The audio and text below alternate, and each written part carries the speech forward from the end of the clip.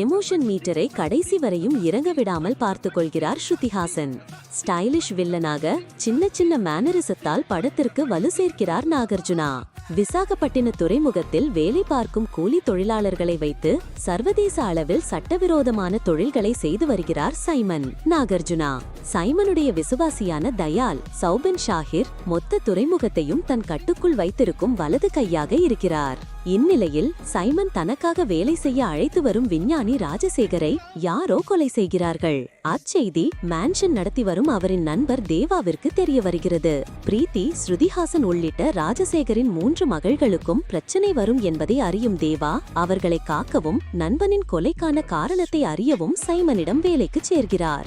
ராஜசேகரை கொன்றது யார், உண்மையில் தேவா யார் என்பது போன்ற கேள்விகளுக்கு பதில்களை சொல்லியிருக்கிறது லோகேஷ் கனகராஜ் இயக்கியிருக்கும் கூலி. சின்ன சின்ன நையாண்டிகள், ஸ்டைலான ஆக்ஷன் டான்ஸ், எமோஷன் காட்சிகளில் அனுபவம் என படத்தின் பவர் ஹவுஸாக மிளர்கிறார் ரஜினிகாந்த்.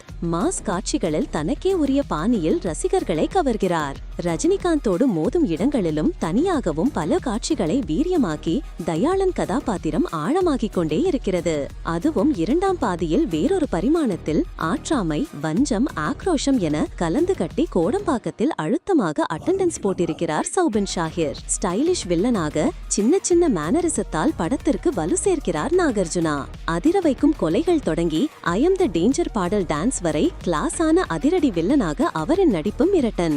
விஞ்ஞானியாக வரும் சத்யராஜ் தனக்கு கொடுத்த கதாபாத்திரத்தை செய்திருக்கிறார். 2ஆம் பாதியில் வரும் உபேந்திராவுக்கு மனதில் நிற்கும்படியான காட்சிகள் இல்லை.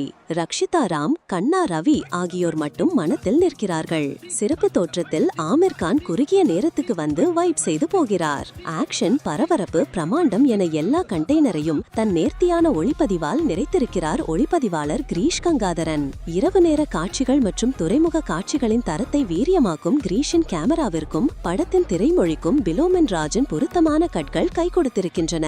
அனிருத் இசையில் சிகிட்டு, மோனிகா பாடல்கள் அரங்கமாதிர உதவியிருக்கின்றன. பவர் ஹவுஸ், கூலி, disco, I am the danger போன்ற பின்னணி இசை டிராக்குகளால் ஆக்ஷன் காட்சிகளோடு சேர்த்து மொத்த படத்திற்கும் பவர் ஏற்றியிருக்கிறது. பின்கதைகளில் நவீன தொழில்நுட்பத்தின் உதவியோடு காட்டப்படும் ரஜினிகாந்த், சத்யராஜ் ஆகியோரின் டீஏஜின் காட்சிகள் முழுமையான திரை அனுபவத்தை தருகின்றன. இளமையான குரலுக்கும் மெனக்கெட்டிருப்பதற்கு பாராட்டுகள். சௌபின் ஷாஹிர் கதாபாத்திரம் சத்யராஜின் கண்டுபிடிப்பு என களமாக சுவாரஸ்யமாகவே தொடங்குகிறது திரைக்கதை. துள்ளலான பாடலோடு ரஜினிகாந்தின் வருகைக்கு பிறகு நேரடியாக கதைக்குள் நுழைகிறது படம். துறைமுகத்திற்கு பின்னால் உள்ள சட்டவிரோத பின்னல்கள், அதை ரஜினிகாந்த் கண்டுபிடிக்க முயல்வது என விறுவிறுப்பு ஒரு பக்கம் இருந்தாலும் பாடல், நடனம், காமெடி, சேட்டைகள் என அவரின் ஒன் மேன் ஷோ ரசிக்கவும் வைக்கிறது. ஆனால் விறுவிறுப்பையும் ஷோவையும் சிறிது சிறிதாக இறங்க வைக்கிறது திரைக்கதை. முந்தைய காட்சியின் கடைசியில் முழுமையில்லாமல் கட் வைப்பது, அடுத்த காட்சியில் அதை ட்விஸ்டாக சொல்வது என யூகிக்கும்படியாக திருப்பங்களை நீட்டி நீட்டி நடித்திருக்கிறது திரைக்கதை. இடைவேளைக்கு முன்பு வரும் ட்விஸ்ட், சௌபின் ஷாஹிரின் கதாபாத்திர மாறுதல்கள் கச்சிதமாக தரையிறங்கியிருக்கின்றன. 2ஆம் பாதி தொடக்கத்திலிருந்தே நேர்கோட்டில் ஏற்ற இறக்கங்களும் புதுமையும் இல்லாமல் நகர்கிறது. பிரதான வில்லன்கள் நிறைய பேர் இருந்தும் கதாநாயகன் ரஜினிகாந்திற்கு சவால் தரும் வகையில் விறுவிறுப்பு காட்சிகள் போதுமான அளவு இல்லாமல் அயற்சியுடனேயே படம் நகர்கிறது. எளிதாக கதாநாயகன் எல்லாவற்றையும் வெல்வது, முதற்பாதியிலேயே யூகித்துவிட்ட ட்விஸ்டுகளை 2ஆம் பாதி வரை இழுத்தது, லாஜிக் ஓட்டைகள் என திரைக்கதை கண்டெய்னர்கள் தடதடக்க தொடங்குகின்றன. ரஜினிகாந்தின் ஸ்டைலிஷ் ஆக்ஷன், சௌபின் ஷாஹிர் மற்றும் அவரின் மனைவி கதாபாத்திரங்களின் சுவாரஸ்யமான பின்கதை, ரஜினிகாந்த் சொல்லும் பின்கதை, டீஏஜிங் காட்சிகள் போன்றவை மட்டுமே ஆங்காங்கே ரசிக்க வைக்கின்றன. ஆமிர் கானின் ரகளையான தோற்றம் ரசிக்க வைத்தாலும் படம் முழுவதும் கொடுக்கப்படும் பில்டப்புகளுக்கு நியாயம் செய்யாமல் அக்கதாபாத்திரம் வெறுமனே வந்து போவது ஏமாற்றமே. பிணத்தை டிஸ்போஸ் செய்ய அறிவியல் ப்ராஜெக்ட் கணக்கான எந்திரத்தின் அவசியம் என்ன என்பதற்கும் வலுவான காரணமில்லை.